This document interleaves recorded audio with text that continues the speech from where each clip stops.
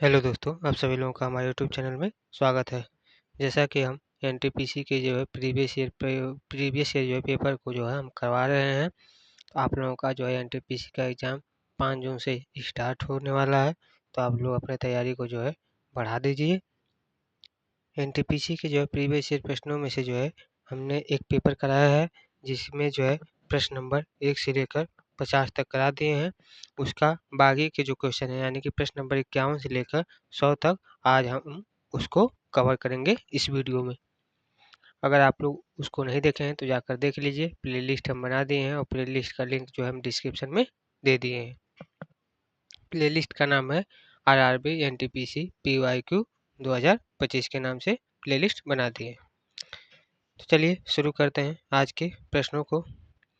आज का प्रश्न है प्रश्न नंबर 51। प्रश्न है शिव कुमार और दिलीप कुमार की जो है वर्तमान आयु का जो है अनुपात दिया है। कितना दिया है? 9:10। 11 वर्ष के बाद जो है यह अनुपात कितना हो जा रहा है? 10:11। तो शिव कुमार और दिलीप कुमार की जो है वर्तमान आयु ज्ञात करनी है कि वर्तमान आयु क्या होगी। तो चलिए इसका सलूशन बताते हैं कैसे होगा। चूँकि प्रश्न में हमें दिया गया है शिव कुमार और दिलीप कुमार की जो है वर्तमान आयु को रेशियो दिया कितना दिया गया है? 9:10। यानी कि हम उसको मान सकते हैं कि 9x है और 10x है, वर्तमान आयु मान सकते हैं। तो कह रहा है कि अगर उसमें उनकी आयु में जो है 11 वर्ष के बाद जो उनकी आयु 10:11 हो जाती है, यानी कि उनकी आयु में जो है 11 वर्ष ऐड कर देंगे यानी जोड़ देंगे। तो कितना रेशियो हो जाएगा? 10/11। तो यहाँ से इसको समीकरण को सॉल्व करेंगे तो यहाँ से x की वैल्यू आ जाएगी कितना? 11। x की वैल्यू आ गई 11। हमें वर्तमान आयु चाहिए। क्या है वर्तमान आयु? 9x है। 9 गुणे 11 कितना हो जाएगा? 99। और 10x की वैल्यू कितना हो जाएगा? 110। यानी कि उनको वर्तमान आयु क्या होगी? 99 वर्ष और 110 वर्ष होगी। तो यही इसका सही आंसर हो जाएगा। अगला प्रश्न देखते हैं, प्रश्न नंबर 52। प्रश्न नंबर 52 है निम्नलिखित में से किस प्रौद्योगिकी कंपनी के द्वारा न्यूयॉर्क में अक्टूबर 2019 में हेलीकॉप्टर सेवाओं की जो है शुरुआत की गई है। 2019 में जो है हेलीकॉप्टर सेवाओं की शुरुआत जो है किस किस कंपनी के द्वारा शुरू की गई है? तो यह शुरू की गई है ऊबर के द्वारा। ऊबर के द्वारा जो है शुरू की गई है। यह देखिए करंट अफेयर का सवाल है। करंट अफेयर का आपको अगर इस साल के जो करंट अफेयर के क्वेश्चन चाहिए तो आप लोग कमेंट में करके बता दीजिए। उसके लिए हम अलग से वीडियो करंट अफेयर का जो है किसी बुक का हम ला देंगे। या अगर आप लोगों को कोई डाउट होता है या फिर कुछ भी पूछना हो तो आप लोग कमेंट कर कर पूछ सकते हैं। आप लोगों को जो है जवाब जरूर मिलेगा। चलिए आगे देखते हैं। अगला प्रश्न है प्रश्न नंबर 53। प्रश्न है पंपास, स्टेपीज, सवाना, पेयरीज ये सभी प्रसिद्ध किसके नाम है? ये सभी प्रसिद्ध घास के मैदान के नाम है। ये सभी पंपास, स्टेपीज, सवाना और प्रेयरी ये सभी के सभी किसके नाम है? तो घास के मैदान के नाम है। सही आंसर क्या हो जाएगा? Option number D.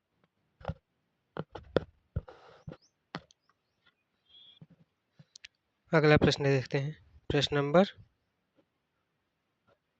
54। प्रश्न नंबर 54 क्या है?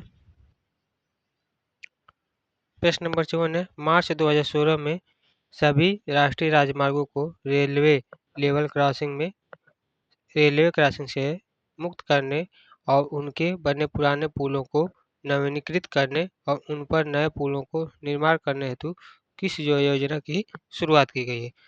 कौन सी योजना की शुरुआत की गई है? तो ये आपका किया गया है सेतु भारत परियोजना।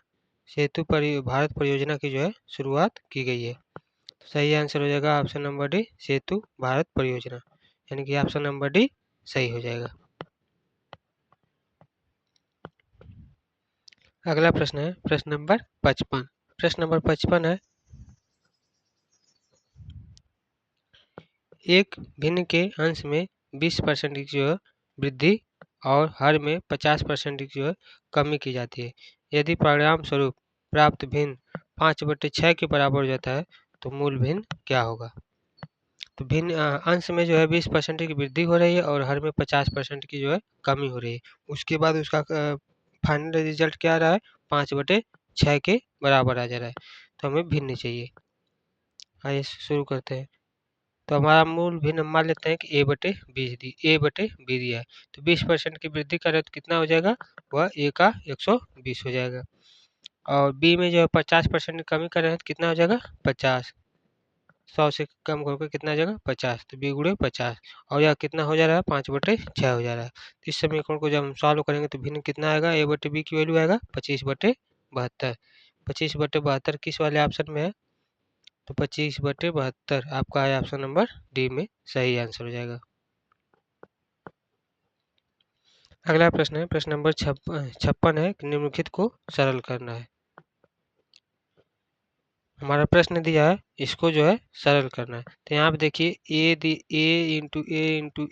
प्लस बी इंटू बी दिया है, यानी कि a cube plus b cube दिया है, और नीचे a cube minus b cube दिया है, नहीं a cube minus b cube नहीं दिया है, नीचे दिया है a square plus b square minus a b दिया है। तो इस प्रकार से दिया है, इसको सॉल्व करेंगे। देखिए यहाँ से a cube plus b cube का फार्मूला क्या होता है, तो यह होता है a square plus b square minus a b into a plus b. तो यहाँ से हमारा ए की वैल्यू 289 हो गई, बी की वैल्यू 111 हो गया, तो a cube plus b cube बटे a square minus a b plus b square, यह हो जाएगा। नीचे यह लिखा हुआ है, तो ए प्लस बी क्यूब को हम किस में तोड़ सकते हैं, तो इस वाले फार्मूले से हम तोड़ सकते हैं a square plus b square minus a b plus a plus b. तो यहाँ से ये वाला पोर्शन इस वाले पोर्शन से कट जाएगा, तो हमारा बचेगा क्या, तो बचेगा ए प्लस बी। तो ए प्लस बी का मान क्या हो जाएगा, तो ए प्लस बी का मान हो जाएगा 400। सही आंसर क्या हो जाएगा 400, यानी कि ऑप्शन नंबर डी सही हो जाएगा। अगला प्रश्न देखते हैं, प्रश्न नंबर 57। प्रश्न नंबर 57 है, मॉडम किससे जो है जुड़ा होता है। आपका जो मॉडम है यह किससे जुड़ा होता है, तो यह जुड़ा होता है फ़ोन लाइन से। फ़ोन लाइन से जो है मॉडम आपका जुड़ा होता है। सही आंसर क्या हो जाएगा, option number C phone line. अगला प्रश्न है प्रश्न नंबर 58। प्रश्न नंबर 58 है कि यदि निम्नलिखित शब्दों को अंग्रेजी शब्दकोश में उनके क्रम के अनुसार व्यवस्थित किया जाए तो इनमें से कौन सा शब्द अंतिम से जो है ठीक पहले आएगा। कौन सा क्रम अंतिम से जो है ठीक पहले आएगा, तो इसको हम अंग्रेजी वर्णमाला के जो है क्रम में बैठाते हैं। तो आइए, पहले क्या आएगा, पहले DISCRE, DISCRE, ई से पहले क्या आएगा, यहाँ पर पहले ई आएगा, फिर उसके बाद आई वाला है, फिर DISCR के बाद का क्या है, यू है, फिर DISC के बाद जो है देखिए डी यहाँ पर आ जाएगा, DIS उसके बाद ई, यानी कि इस क्रम में जो है हमारा अंग्रेजी वर्णमाला के जो क्रम में बैठाया जाएगा। तो हमें पूछा क्या है, लास्ट से एक पहले, यानी कि पांचवा ना पूछकर हमसे क्या पूछा है, चौथा। चौथा क्या हो जाएगा, तो डिसडेन। डिसडेन कौन सा ऑप्शन है, तो ये आपका ऑप्शन है ऑप्शन नंबर बी डिसडेन। अगला प्रश्न है प्रश्न नंबर 59। प्रश्न है निम्नलिखित में से किस उपकरण का उपयोग प्रत्यावर्ती धारा को दिष्ट धारा में परिवर्तित करने के लिए किया जाता है। तो वह कौन सा उपकरण है जिसका प्रयोग प्रत्यावर्ती धारा को जो है दिष्ट धारा में जो है परिवर्तित करने के लिए जो है प्रयोग किया जाता है। तो इसका सही आंसर होगा दिष्टकारी। दिष्टकारी जो है प्रत्यावर्ती धारा को जो है दिष्ट धारा प्रत्यावर्ती धारा को जो है दिष्ट धारा में जो है परिवर्तित करने के लिए दिष्टकारी का प्रयोग, यानी कि रेक्टिफायर का जो है प्रयोग किया जाता है। तो सही आंसर क्या हो जाएगा, ऑप्शन नंबर सी दिष्टकारी अथवा रेक्टिफायर। अगला प्रश्न देखते हैं, प्रश्न नंबर अगला प्रश्न प्रश्न नंबर 60। प्रश्न नंबर 60 है,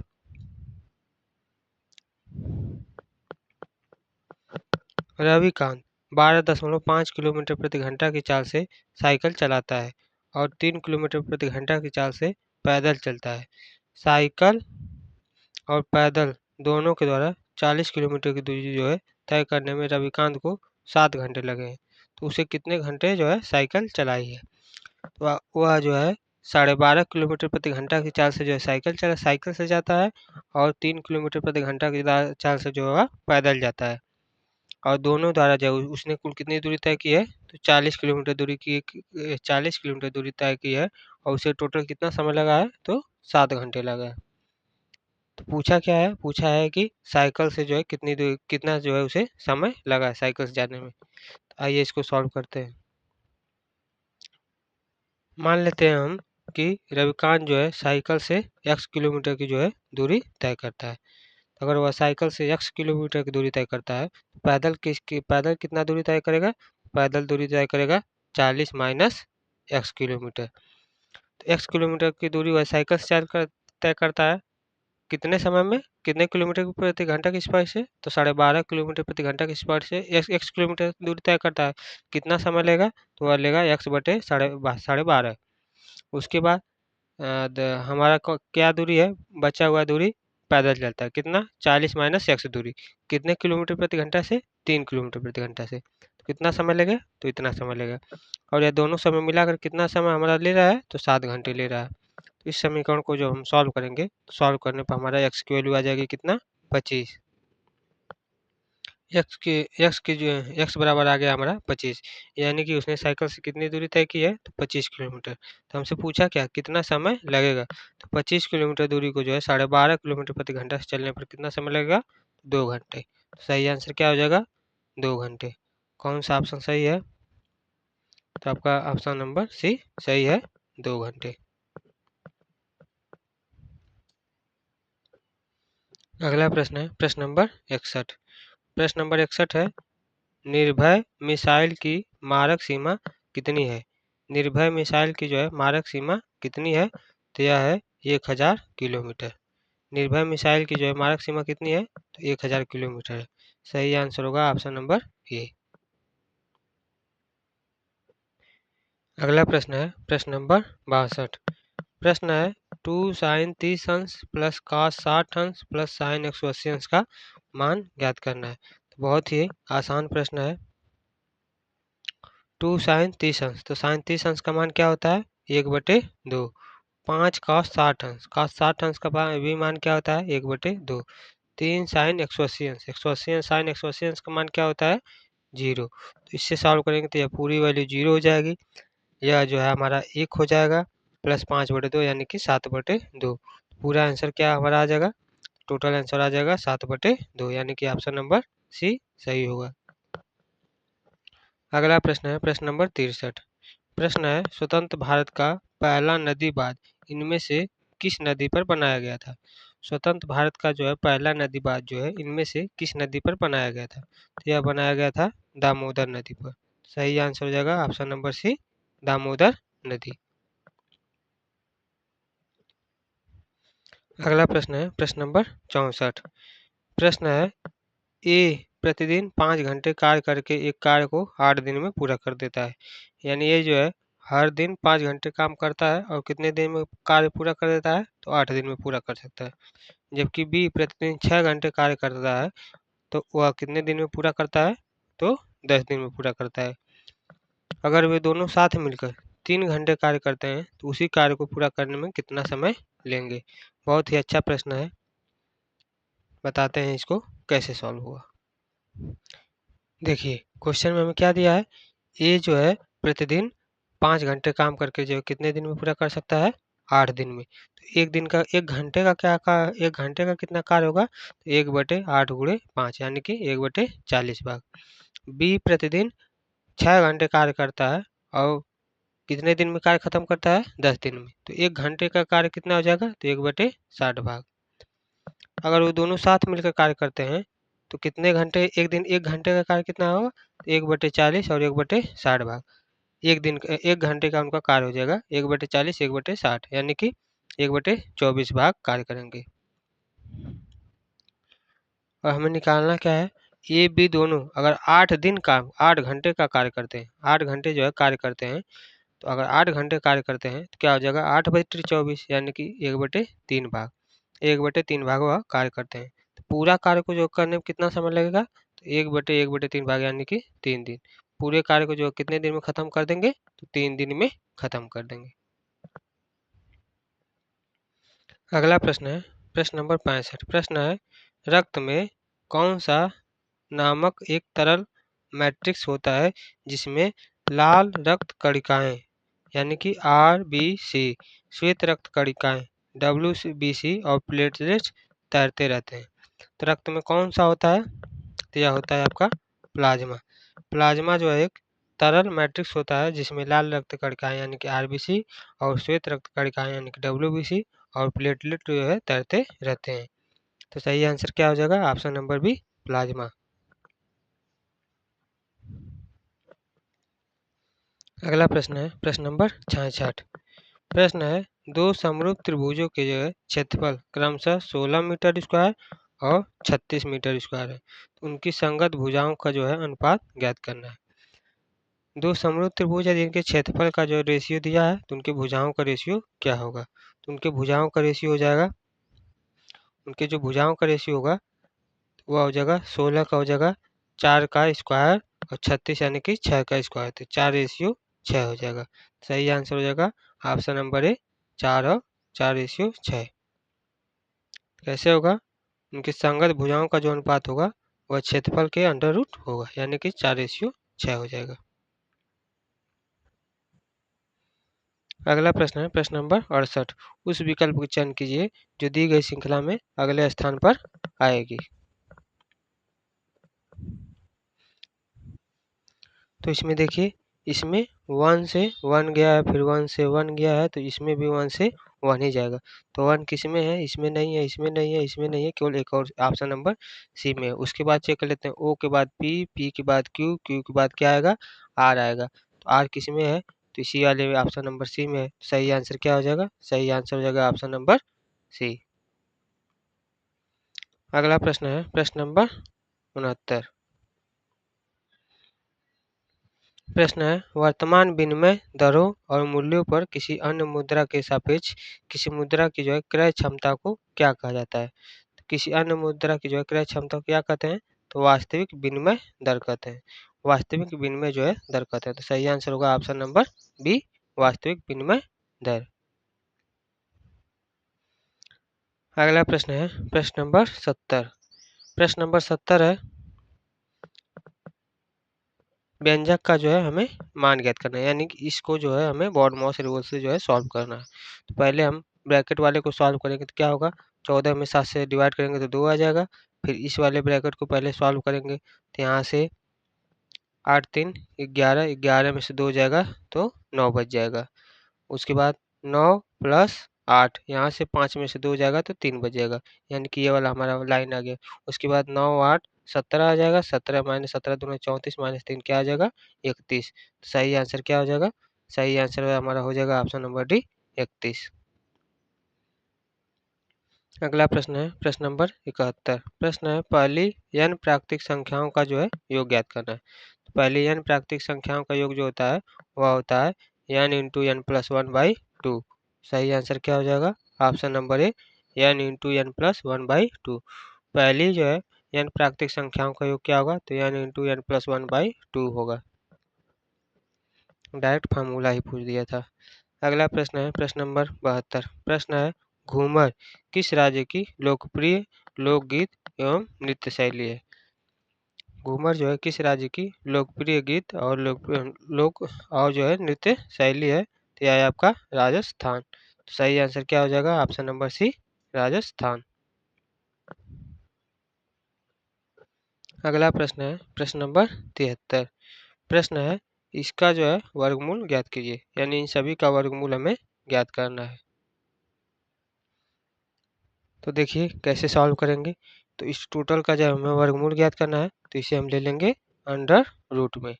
अंडर रूट में लेने के बाद क्या करेंगे? तो देखिए यहाँ पर ए स्क्वायर माइनस बी स्क्वायर दिया है, तो ए स्क्वायर माइनस बी स्क्वायर को हम क्या करेंगे? ए प्लस बी, ए माइनस बी। तो यहाँ पर क्या किए हैं? यहाँ पर ए प्लस बी इंटू ए माइनस बी कर दिए हैं। तो ये वाली लाइन आपकी हो जाएगी। उसके बाद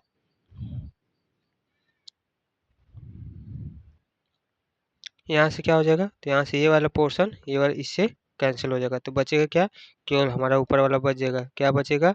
अंडर रूट ये वाला 13/4 का स्क्वायर प्लस 13/3 का स्क्वायर बच जाएगा, जिसमें हमारा 13 इसमें भी कॉमन है, 13 इसमें भी कॉमन है, तो उसको कॉमन ले लेंगे तो कितना बचेगा, 13 का स्क्वायर होता है 169, कॉमन हो जाएगा, 1/4 का स्क्वायर हो जाएगा 1/16, 1/3 का स्क्वायर हो जाएगा 1/9। तो यहाँ से 169 क्या होगा, यह 13 का रूट है, 169 13 का रूट होगा, तो 13 बाहर हो गया।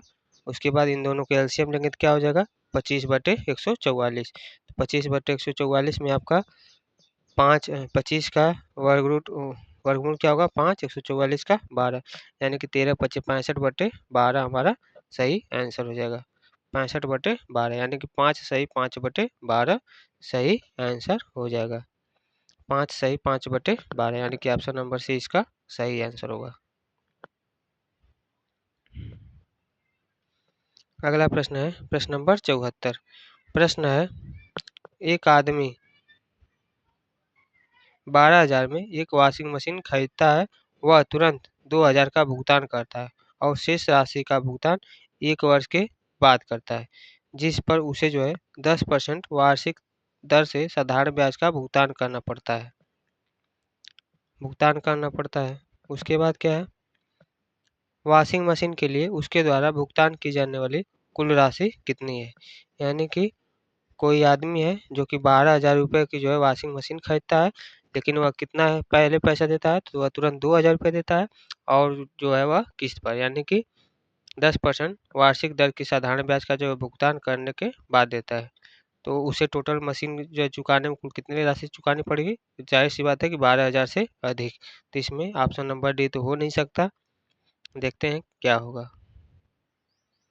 चूँकि हमें प्रश्न में दिया है वॉशिंग मशीन की कुल कीमत दिया है 12,000 रुपये, उसने तुरंत क्या लौटा दिया है, 2,000 रुपये लौटा दिया है, तो शेष कितनी राशि बची है, तो हमारा बची है 10,000। 10,000 राशि को ही हमें लौटाना है, लेकिन 10% की ब्याज पर। तो 10%, 10,000 का 10% एक साल के लिए कितना हो जाएगा, 1,000, यानी कि उसे टोटल लौटाना पड़ेगा 12,000 रुपये, वह लौटाएगा। उसके बाद 1,000 रुपये ब्याज, यानी कि टोटल 13,000 रुपये लौटाएगा। तो सही आंसर क्या हो जाएगा, सही आंसर हो जाएगा 13,000 रुपये। अगला प्रश्न है प्रश्न नंबर 75। प्रश्न है, चश्मा थर्ड नाभिकीय शक्ति संयंत्र कहाँ पर स्थित है। चश्मा थर्ड नाभिकीय शक्ति संयंत्र कहाँ पर स्थित है, तो ये आपका स्थित है पाकिस्तान में। सही आंसर हो जाएगा ऑप्शन नंबर ए, पाकिस्तान। अगला प्रश्न है प्रश्न नंबर 76। प्रश्न है, ठोस से गैसीय माध्यम में जाते समय ध्वनि की चाल क्या होती है। तो ठोस से जो है, जब ठोस से गैसीय माध्यम में जाते हैं तो उस समय ध्वनि की चाल जो है घट जाती है। तो ध्वनि की चाल क्या होती है, घट जाती है। सही आंसर होगा ऑप्शन नंबर डी, घटती है। अगला प्रश्न है प्रश्न नंबर 77। प्रश्न है, सल्तनत शासक गयासुद्दीन बलबन ने किस अवधि के दौरान दिल्ली पर कब्जा करके वहां पर जो है शासन किया था। दिल्ली का सल्तनत शासक गयासुद्दीन जो बलबन ने किस अवधि के दौरान जो है दिल्ली पर कब्जा करके वहां पर शासन किया था। तो इसका सही आंसर होगा, गयासुद्दीन बलबन ने जो है किस अवधि पर दिल्ली पर शासन किया था, तो वह 1266 से लेकर 1287 ईस्वी तक, 1266 से 1287 ईस्वी तक जो है दिल्ली पर कब्जा करके जो है शासन किया था। गयासुद्दीन बलबन जो है किस वंश का शासक था, तो यह गुलाम वंश का 9वां सुल्तान था। अगला प्रश्न है प्रश्न नंबर 78। प्रश्न है, भारत की संप्रभुता, एकता और अखंडता को बनाए रखना और उसकी रक्षा करना हमारा क्या है, तो हमारा मौलिक कर्तव्य है। भारत की जो है, भारत की संप्रभुता, एकता, अखंडता और उसकी रक्षा करना हमारा जो है मौलिक कर्तव्य है, यानी कि फंडामेंटल ड्यूटी है। तो सही आंसर हो जाएगा ऑप्शन नंबर डी। अगला प्रश्न है प्रश्न नंबर 79। प्रश्न है, हैदराबाद के चार मीनार का निर्माण किसके द्वारा करवाया गया था। हैदराबाद के जो है चार मीनार का निर्माण किसके द्वारा करवाया गया था, तो यह मोहम्मद कुली कुतुब शाह के द्वारा, मोहम्मद कुली कुतुब शाह के द्वारा जो है हैदराबाद के चार मीनार का जो है निर्माण करवाया गया था। सही आंसर हो जाएगा ऑप्शन नंबर बी, मोहम्मद कुली कुतुब शाह। अगला प्रश्न है प्रश्न नंबर 80। प्रश्न है यदि इतना बराबर इतना है तो x का जो है मान ज्ञात करना है कि x का मान क्या होगा। तो यहाँ से देखिए ऊपर नीचे हम क्या कर दे रहे हैं,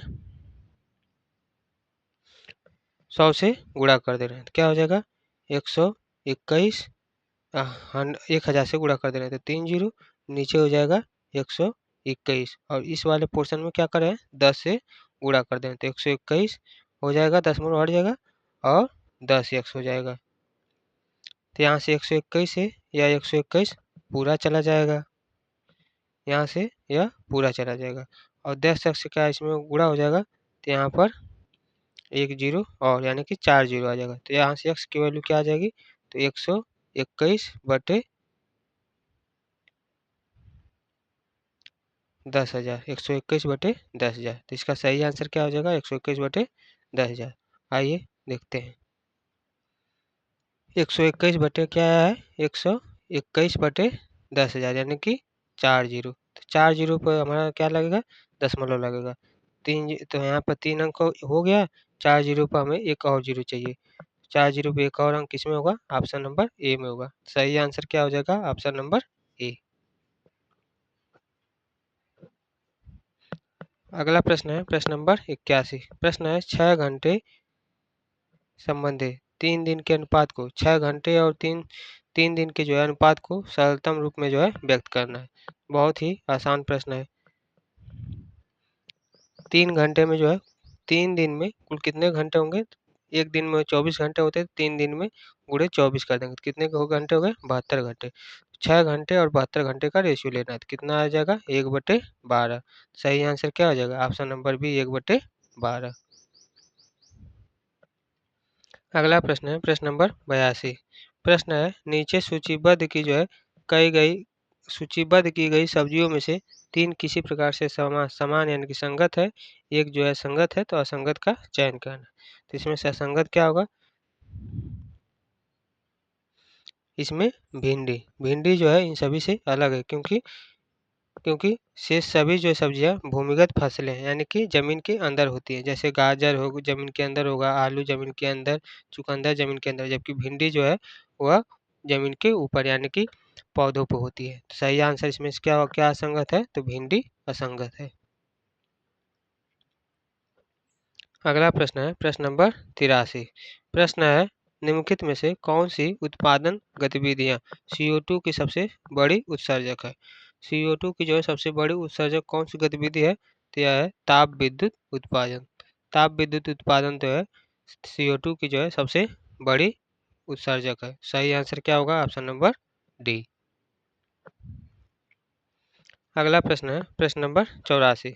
प्रश्न है किसको कोशिकाओं के पावर हाउस के रूप में जाना जाता है। पावर हाउस के रूप में किसे जाना जाता है तो इसका सही आंसर होगा माइटोकॉन्ड्रिया। पावर हाउस के रूप में किसको जानते हैं तो माइटोकॉन्ड्रिया को पावर हाउस के रूप में जाना जाता है। सही आंसर क्या हो जाएगा ऑप्शन नंबर बी माइटोकॉन्ड्रिया। अगला प्रश्न है प्रश्न नंबर 85। प्रश्न है 30 रुपये में 50 की दर पर आम बेचने पर एक व्यक्ति को 10% की जो है हानि हो जाती है और 20% का जो है लाभ प्राप्त करने के लिए उसे 28 रुपये में कितने आम बेचने चाहिए। 30 रुपये में जो है 50 की दर पर 50 की दर पर जो है आम बेचने पर उसे 10% की हानि हो जाती है। अगर उसे 20% लाभ प्राप्त करना है तो 28 रुपये में जो है कितने आम बेचे चाहिए। देखिए चूंकि प्रश्न में कहा गया है कि 10% की हानि हो जा रही है किस पे 30 रुपये पर जो वह जब वह बेच रहा है तो एक आम का जो है बिक के 50 आम बेचने पर जो है 50 आम वह 30 रुपये में बेच रहा है तो उसे 10% की हानि हो रही है। तो एक आम का जो है विक्रय मूल्य कितना हो जाएगा 30/50 यानी कि 3/5। तो एक आम का क्रय मूल्य क्या हो जाएगा, एक आम का क्रय मूल्य हो जाएगा 3/5 गुणे 100/90 यानी कि 2/3 हमारा हो जाएगा। एक आम का क्रय मूल्य हो गया 2/3। अब क्या कहा है 20% जो है लाभ चाहिए, हमें आम का जो है 20% लाभ चाहिए।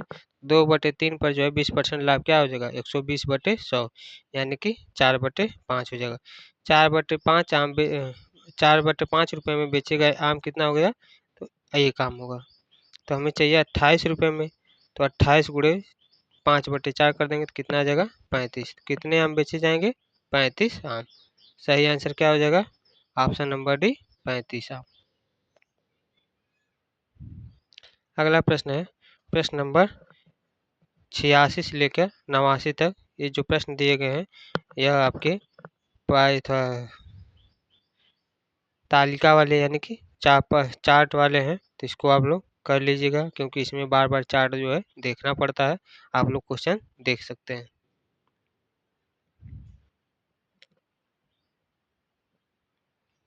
इसमें पहला क्वेश्चन दिया गया है,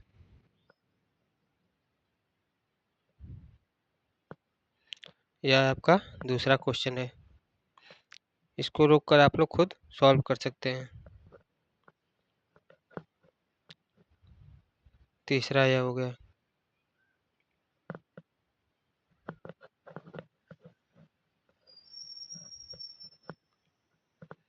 और आपका यह चौथा प्रश्न हो गया। अगला प्रश्न है प्रश्न नंबर 90।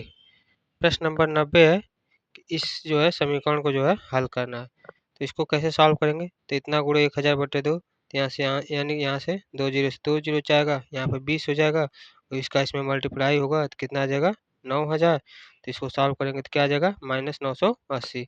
सही आंसर कितना हो जाएगा इसका, ऑप्शन नंबर सी, -980।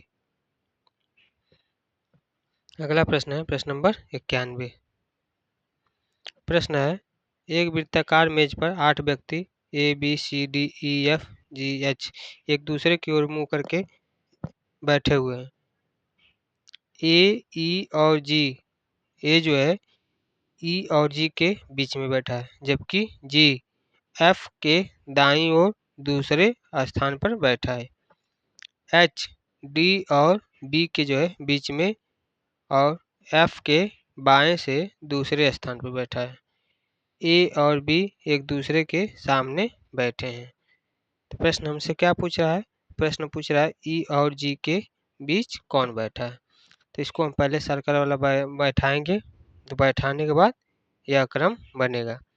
तो हमें क्या पूछा है, ई और एच के बीच में कौन बैठा है। तो ई और एच, यहाँ पर ई हो गया और एच, इस दोनों के बीच में कौन बैठा है, तो डी बैठा है।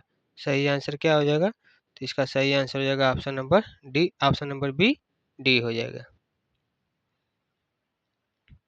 अगला प्रश्न है कथन निष्कर्ष।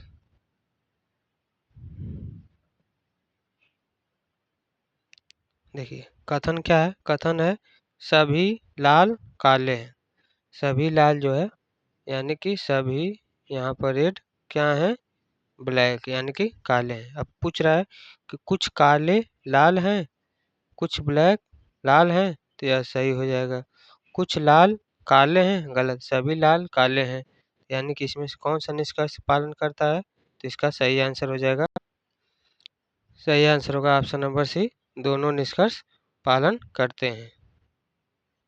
प्रश्न में हमें दिखाया गया है सभी लाल काले हैं, यानी कि पहला निष्कर्ष भी हमारे यहाँ पालन करता है, दूसरा है यानी कि दोनों ही कथन सत्य हैं, यानी कि अनुसरण करते हैं। अगला प्रश्न है प्रश्न नंबर 93। प्रश्न है उस विकल्प का चयन करें जो तीसरे शब्द से वही संबंध रखता है जैसे कि दूसरा शब्द पहले शब्द से रखता है। तो उत्तर प्रदेश की राजधानी कहाँ पर है, तो लखनऊ। इसी प्रकार से छत्तीसगढ़ की राजधानी कहाँ है, छत्तीसगढ़ की राजधानी होगी रायपुर। तो सही आंसर हो जाएगा ऑप्शन नंबर डी, रायपुर। अगला प्रश्न है प्रश्न नंबर 94। प्रश्न नंबर 94 है कथन और निष्कर्ष। इसमें क्या है कि भारतीय लोग अच्छी नौकरियां पाने के लिए विदेश जाते हैं। जो भारतीय लोग हैं अच्छी नौकरियां पाने के लिए जो है विदेश जाते हैं। अब इस पे धारणा क्या है कि विदेश में भारतीयों को अच्छी नौकरियां मिल सकती हैं, और दूसरा है कि भारत में अच्छी नौकरियों के अवसरों का जो है अभाव है। तो इसमें से जो है कौन सा कथन सही होगा उसको देखते हैं। तो इसमें आपका दोनों ही कथन सही होगा कि भारत में जो है अच्छी नौकरियों के अवसरों का अभाव है, और विदेश में जो है भारतीयों को अच्छी नौकरियां जो है मिल सकती हैं। दोनों ही कथन इसका सही होगा।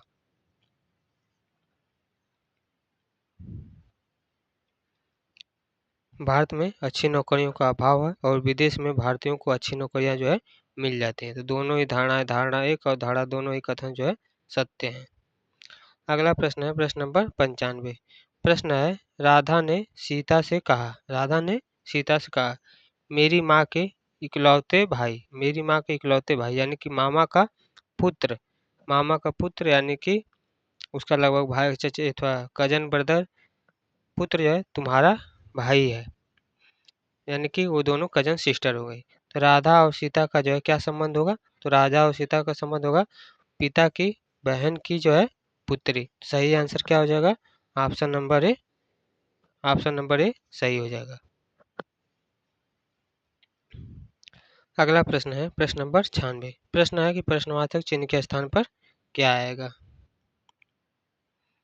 तो इसमें देखिए पहले क्या किया जाएगा, इसमें क्या किया गया है 1 का स्क्वायर प्लस 3 का स्क्वायर प्लस 5 का स्क्वायर प्लस 7 का स्क्वायर, ये सभी का स्क्वायर किया गया है। जो आया है उसमें 2 से गुणा कर दिया गया है, यानी कि 84 गुणे 2 यानी कि 168 आ गया। सेम इसी प्रकार से 9 का स्क्वायर करेंगे तो क्या आएगा 81, 5 का स्क्वायर करेंगे तो 25, उसके बाद 11 का स्क्वायर करेंगे तो 121 और 0 का स्क्वायर करेंगे तो 0। सभी को ऐड कर लीजिए, ऐड करने पर कितना आएगा 5 2 7 8 2 10 2 12 227 227 का दोगुना क्या हो जाएगा? तो 2 सत्ते 14, 14 किस में है? ऑप्शन नंबर डी में है। तो सही आंसर हो जाएगा ऑप्शन नंबर डी। सही आंसर क्या हो जाएगा? ये 2 ही 100 है, ये भी 200 है, 200 से कम है, 200 से यही अधिक है। तो ऑप्शन नंबर डी जो है सही होगा। अगला प्रश्न है प्रश्न नंबर 97। प्रश्न है कि किसी निश्चित कूट भाषा में राम को TYO लिखा जाता है, उसी कूट भाषा में CPU को किस प्रकार लिखा जाएगा? तो इसमें क्या हुआ है देखिए, आर की वैल्यू होती है 18, 18 में 2 जोड़ने पर आ गया है टी। तो यहाँ से सी की वैल्यू होती है 2, सी की वैल्यू होती है 3, 3 में 2 जोड़ने पर आएगा 5, 5 होता है ई। तो ई इस वाले ऑप्शन में नहीं है, इस वाले ऑप्शन में नहीं है। अब लास्ट चेक करते हैं, एम की वैल्यू होती है 13, 13 में 2 जोड़ने पर आ गया है 15, 15 पे होता है ओ। इसी प्रकार से यू की वैल्यू होती है 21, 21 में 2 जोड़ेंगे तो 23, 23 पे होता है डब्लू, डब्लू ये होगा नहीं, ऑप्शन नंबर बी केवल होगा। सही आंसर हो जाएगा ऑप्शन नंबर बी। सही क्या हो जाएगा? यही ENW सही हो जाएगा। अगला प्रश्न है प्रश्न नंबर 98। प्रश्न है निम्नलिखित श्रेणी में से ऐसे कितने 5 हैं जिनके ठीक पहले 6 आया है? इन सभी में से ऐसे कितने 5 हैं जिनके ठीक पहले 6 आया है परंतु ठीक उसके बाद 9 जो है नहीं आया है? तो ठीक उनके बाद 9 नहीं आया है, कौन से हैं? तो देखेंगे। तो हमें क्या चेक करना है कि ऐसे कितने 5 हैं जिनके ठीक पहले 6 आया है? तो यह 5 है जिसके, यह जो 5 है इसके पहले ठीक 6 आया है, लेकिन तुरंत बाद हमें क्या नहीं आना चाहिए? 9 नहीं आना चाहिए। तो इसके तुरंत बाद 9 नहीं आया है। फिर इसके बाद यह एक 5 है जिसके पहले ठीक 6 आया है, तुरंत बाद 9 नहीं आया है। उसके बाद यह एक 5 है। तो ऐसे कितने हैं? तो ऐसे कितने संख्या हैं? 3 है। तो सही आंसर क्या हो जाएगा? Option number A 3। 3 जो है नंबर ऐसे हैं जिनके ठीक पहले 6 आया है परंतु ठीक बाद जो है 9 नहीं आया है। अगला प्रश्न हो गया प्रश्न नंबर 99। प्रश्न है कि इस प्रश्नवाचक से मतलब खाली स्थान पर ये जो श्रृंखला दी गई है, इस श्रृंखला में आगे क्या आएगा? देखिए सॉल्व करते हैं। यहाँ 20 से 40 हुआ है तो कितना जोड़े हैं? 20।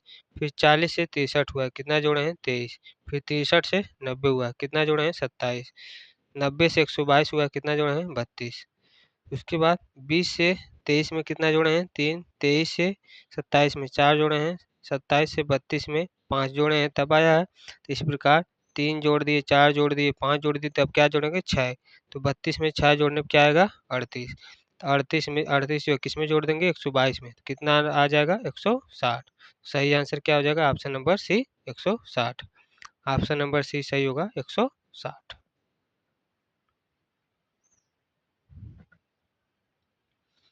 आज का लास्ट प्रश्न है प्रश्न नंबर 100 यानी कि 100। प्रश्न है कि 3 किसी प्रकार से संगत हैं, एक असंगत है, असंगत का चयन करना है। देखिए एम ए टी को क्या लिखेंगे, एम की वैल्यू होती है 13, ए की वैल्यू होती है 1, टी की वैल्यू होती है बी। तो इन सभी को जोड़ा गया, 1 + 3 + 1 + 2 + 0, टोटल जोड़ने में कितना आया है 7। उसी प्रकार से सी ए टी को जोड़ने में कितना आया है 6। एच ए टी को जोड़ने में कितना आया है 11। और इसी प्रकार से और क्या जोड़े हैं, बी ए टी के जोड़ने पर आया है 5। तो क्या आया है, तो इन सभी में देखिए यह 7 आया है, यह एक अभाज्य संख्या है, 11 आया है, यह एक अभाज्य संख्या है, यह 5 आया है, यह भी एक अभाज्य संख्या है। लेकिन इसमें क्या आ गया है, इसमें 6 आ गया और यह है क्या, भाज्य संख्या। तो हमसे पूछा क्या था, सबसे अलग, तो दूसरा वाला सबसे अलग है। सही आंसर क्या हो जाएगा, option number B, C A T इन सभी से असंगत यानी कि भिन्न है। तो सही आंसर होगा ऑप्शन नंबर बी। आज का जो ये पेपर था यहीं समाप्त होता है।